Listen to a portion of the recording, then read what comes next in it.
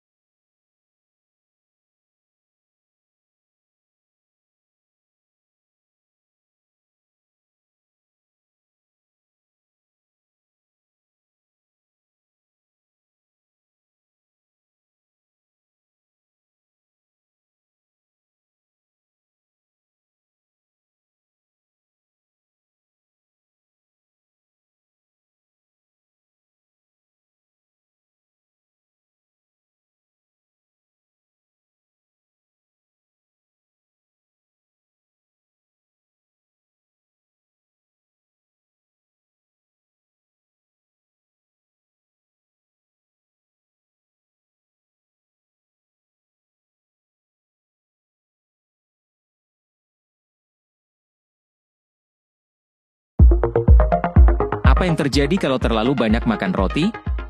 Kids, siapa nih di antara kamu yang suka makan roti? Roti biasanya jadi asupan makanan yang dikonsumsi ketika sarapan karena mudah disiapkan di pagi yang sibuk. Tapi, tahukah kamu kalau sebaiknya kamu nggak makan roti terlalu sering, Kid? Meski roti disebut kaya karbohidrat, nyatanya roti nggak punya kandungan nutrisi penting lain yang dibutuhkan tubuh. Orang yang terlalu sering makan roti bisa mengalami lonjakan kadar gula darah loh. Jika kamu tetap ingin makan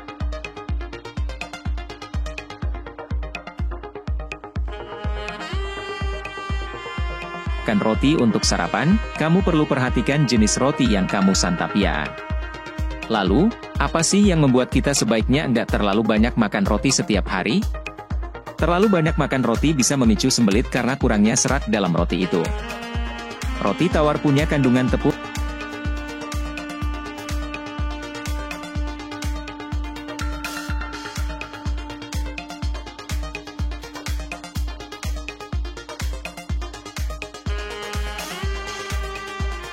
yang tinggi dan bisa mengganggu sistem pencernaan kita. Kalau terlalu banyak makan roti, enggak heran bisa menyebabkan sembelit atau kesulitan buang air besar loh. Roti juga termasuk asupan yang kaya pati dan gula. Dua jenis kandungan itu bisa membawa efek buruk bagi kesehatan.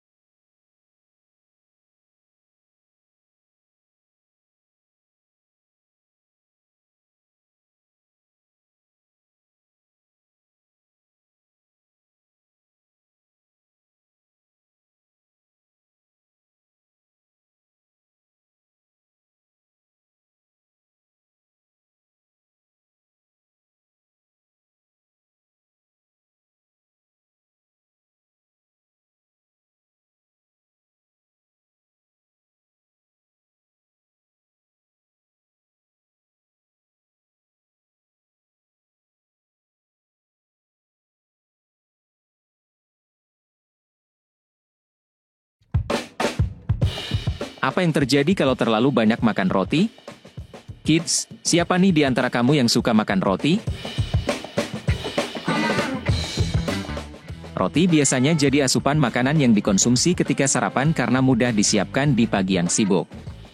Tapi, tahukah kamu kalau sebaiknya kamu nggak makan roti terlalu sering, Kid? Meski roti disebut kaya karbohidrat, nyatanya roti nggak punya kandungan nutrisi penting lain yang dibutuhkan tubuh. Orang yang terlalu sering makan roti bisa mengalami lonjakan kadar gula darah lo. Jika kamu tetap ingin makan roti untuk sarapan, kamu perlu perhatikan jenis roti yang kamu santap ya. Lalu, apa sih yang membuat kita sebaiknya nggak terlalu banyak makan roti setiap hari? Terlalu banyak makan roti bisa memicu sembelit karena kurangnya serat dalam roti itu. Roti tawar punya kandungan tepung yang tinggi dan bisa mengganggu sistem pencernaan kita. Kalau terlalu banyak makan roti enggak heran bisa menyebabkan sembelit atau kesulitan buang air besar loh. Roti juga termasuk asupan yang kaya pati dan gula. Dua jenis kandungan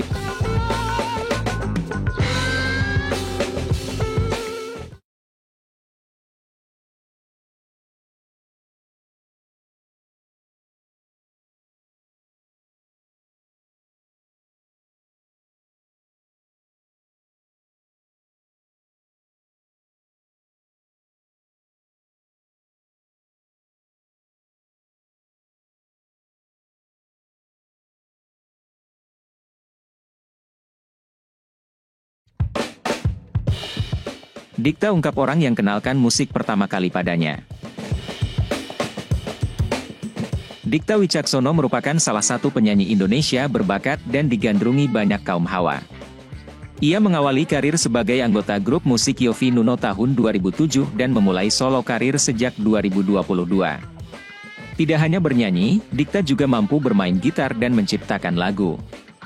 Dikta menceritakan pihak yang pertama kali mengenalkan musik kepadanya adalah keluarganya.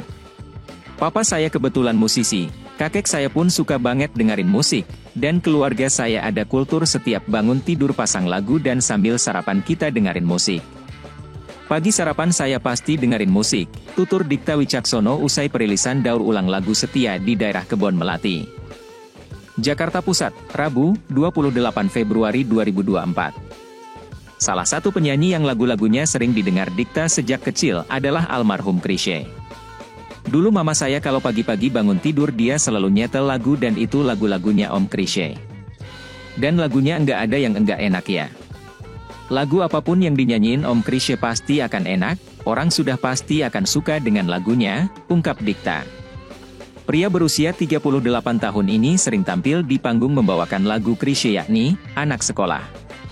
Lalu, Dikta pun merasa ia harus membuat sesuatu untuk mengapresiasi nyanyian-nyanyian Chrisye, yakni dengan membuat daur ulang lagunya.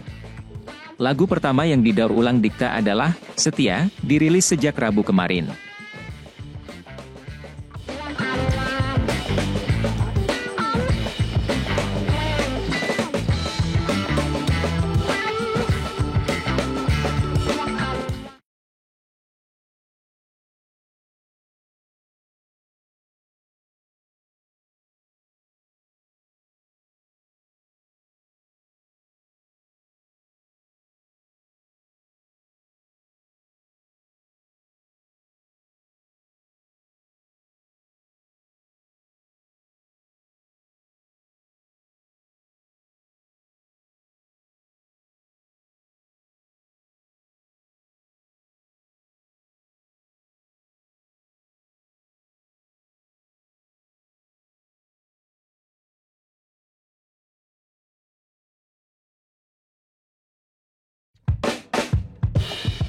Christopher Nolan berkeinginan buat film horor.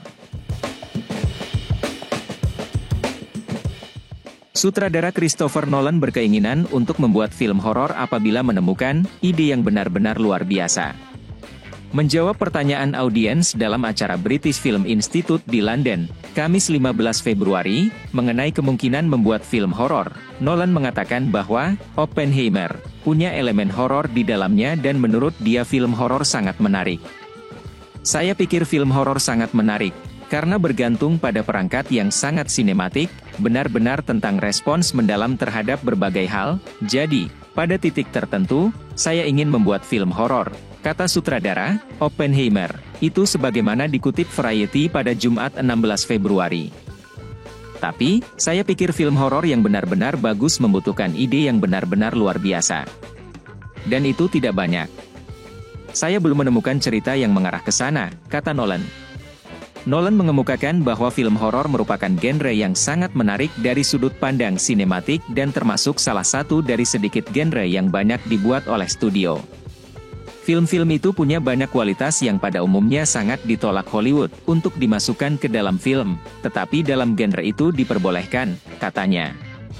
Film Oppenheimer, garapan Nolan menang banyak di British Academy Film Awards, BAFTA, 2024, membawa pulang penghargaan untuk film terbaik, sutradara terbaik, aktor utama terbaik, aktor pendukung terbaik, skor asli terbaik, sinematografi terbaik, dan pengeditan terbaik.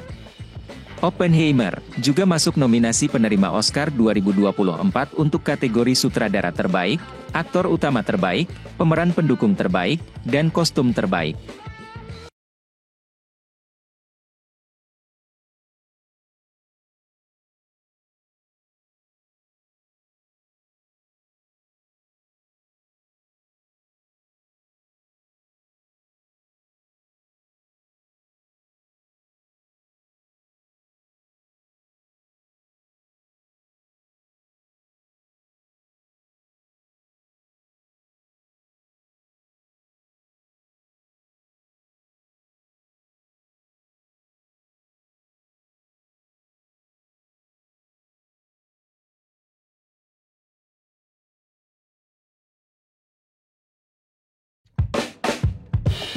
JKT48 umumkan rencana lulus dari JKT48.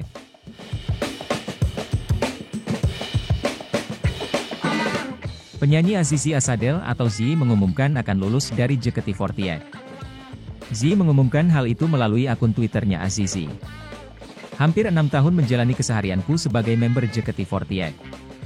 Waktu yang terasa singkat namun bukan juga waktu yang sebentar, tulis Z dalam unggahannya di Twitter dikutip Kompas.com, Senin, 8 Maret 2024. Z mengatakan bergabung dengan JKT48 adalah salah satu pilihan hidup yang tidak pernah disesalinya. Ia selalu bersyukur dengan yang dia punya selama di JKT48. Meski demikian, Z merasa sudah terlalu lama ia ada di zona nyaman. Oleh karena itu, ia berharap bisa meraih banyak lagi pencapaian di luar JKT48. Banyak hal yang aku pelajari maupun aku dapatkan di JKT48. Namun, aku rasa sudah saatnya aku mencapai lebih banyak pencapaian di luar zona nyamanku, tulis Z. Z pun mengumumkan akan lulus dari JKT48. Ia juga meminta dukungan penggemar untuknya dan juga JKT48 sembari menunggu kelulusannya. Oleh karena itu, saya Z dari JKT48 generasi ke-7 mengumumkan bahwa saya akan segera lulus dari JKT48, tulis Z. Sampai hari kelulusanku tiba, mohon dukungannya selalu untuk saya dan JKT48. Terima kasih, tutur Z JKT48.